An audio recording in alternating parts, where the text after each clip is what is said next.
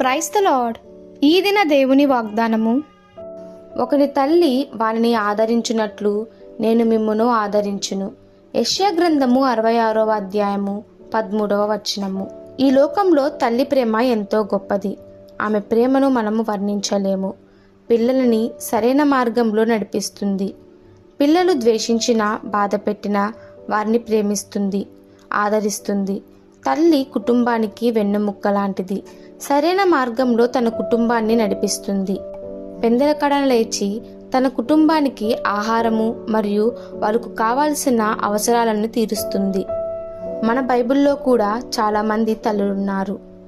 అవ్వ జీవము కలిగిన ప్రతి ఒక్కరికి తల్లి. శారా జనములందరికీ తల్లి. ఒక్కసారి హన్నా గురించి ఆలోచిద్దాము. ఆమె ప్రార్థన చేసిన తల్లిగా మనం చూస్తున్నాము. ఆమె తన కుమారుని కోసము ఎంతగానో కన్నీటి ప్రార్థన చేసినది.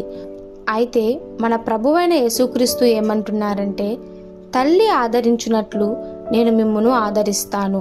తల్లి గర్భంలో పిండముగా రూపింపబడక మునిపే నేను నిన్ను ఎరిగి ఉన్నాను, నేను నిన్ను ఏర్పరచుకొని ఉన్నాను. తల్లి తన బిడ్డను మరుచునేమో కానీ నేను నిన్ను మరువను, విడువను, ఎడబాయను అని వాగ్దానం చేస్తున్నాడు. మనము ఒక్కసారి పరిశీలన చేసుకుందాము. మన తల్లిదండ్రులను ఆనంద పెట్టేవారుగా ఉన్నామా లేదా దుఃఖ పెట్టేవారుగా ఉన్నామా?